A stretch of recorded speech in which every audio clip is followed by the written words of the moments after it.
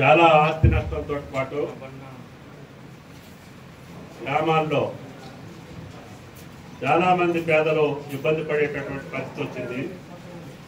అదృష్టవశాత్తు ఎస్పీ గారు తీసుకున్నటువంటి చొరవ మూలాన మాకు ఎప్పుడైతే ఇన్ఫర్మేషన్ వచ్చిందో 4 గంటలకి అప్పటికే ఎస్పీ గారు మన ప్రభుత్వం పంపించే హెలికాప్టర్ ఆలస్యం అవుద్ది, ఇక్కడ నుంచి 2 గంటలు 2.5 గంటలు పడుతుంది హైదరాబాద్ నుంచి, వెంటనే ఆంధ్ర ప్రభుత్వంతో సంప్రదించి మీరు అక్కడి నుంచి తెప్పించుకోండి అని చెప్పాం. కలెక్టర్ గారు ఎస్పీ గారు ప్రయత్నంతో 5 గంటలకు వచ్చి కూడా సుమారు 25 నుంచి ఎంతమంది 31 మందిని రక్షించినటువంటి ఘనత మన ఎస్పీ గారికి దక్కుతుంది. కాబట్టి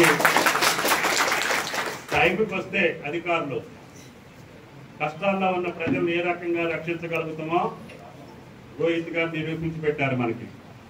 అదే ఇంకొక అరగంట లేట్ అయినా కూడా చీకటి పడితే హెలికాప్టర్ ఆపరేషన్ చేయలేకపోయేది, వాళ్ళు ఏమైపోయేవాళ్ళో మీకు తెలుసు.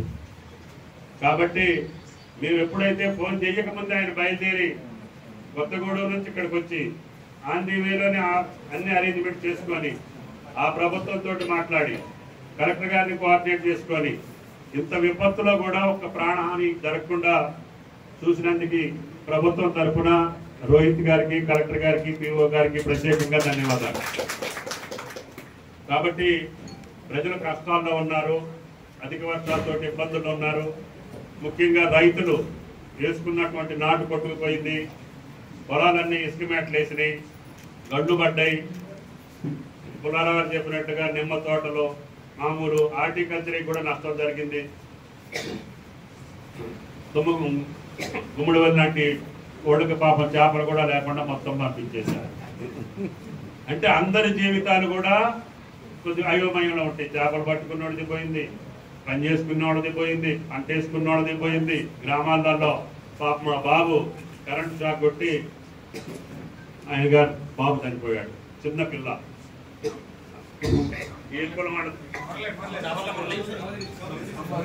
ఎవరైనా సరే వాళ్ళు ఎట్లా ఆదుకోవాలో మీరు ఆలోచించి చెప్పండి. సీఎం గారికి చెప్పి రిలీఫ్ ఎంతో కొంత ఆ కుటుంబానికి ఇచ్చి ఏర్పాటు చేద్దాము.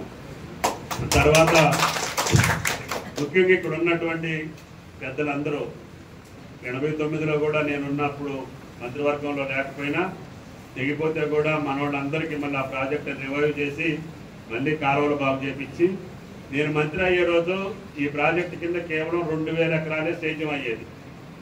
మీ దయ వల్ల నేను మంత్రి అయిన తర్వాత మొత్తం ఏలేర్పాడు కుక్కునూరు దాకా కాలువలు తవ్వి 16,000 ఎకరాలకు నీళ్లు ఇచ్చాం. దురదృష్టవశాత్తు మళ్ళీ నేను లేనప్పుడు 89లో దిగిపోయింది. ఈ మధ్యలో రాష్ట్రం విడిపోవటం మూలాన ఈ ప్రాజెక్టు ఉమ్మడి ప్రాజెక్ట్ అయింది. ఇది గోదావరి రివర్ బోర్డు కంట్రోల్లో ఉంటుంది. 2 రాష్ట్ర ప్రభుత్వాలు నిధులు ఇవ్వాలి. ఆంధ్ర ప్రభుత్వం 80% ఇవ్వాలి, మనం 20% ఇవ్వాలి. ఇప్పుడు ఉన్నటువంటి పరిస్థితి చూస్తే 2 ప్రభుత్వాల యొక్క కోఆర్డినేషన్ కూడా గత 5 సంవత్సరాల్లో సరిగ్గా లేదని తెలుస్తుంది. వీళ్ళు అడిగినటువంటి పైసలు ప్రభుత్వాలు ఇవ్వకపోవటం, మెయింటెనెన్స్ కరెక్ట్గా చేయకపోవటం, అధికారుల నిర్లక్ష్యం కూడా ఉందని చెప్పి రైతులు చాలా మంది చెప్తున్నారు. సరే, కలెక్టర్ గారు క్షుణ్ణంగా ఆలోచించి దాని మీద ఎవరి పొరపాటు, అధిక వర్షం వచ్చిన మాట కరెక్టే, దాని తర్వాత ఎక్కువ వరద వచ్చిన మాట కూడా కరెక్టే. కానీ ముందు జాగ్రత్తలు తీసుకొని ముందు రోజు నుంచే ప్రాజెక్టు మొత్తం కూడా గేట్లు 3 ఎత్తేసి ఫ్రీ ఫ్లో పెట్టి డిప్లీట్ చేసి ప్రాజెక్టు ఖాళీ పెట్టి ఉంచితే ఇంత ప్రమాదం జరగదనేది నిపుణులు చెప్తున్నారు, పెద్దలు చెప్తున్నారు.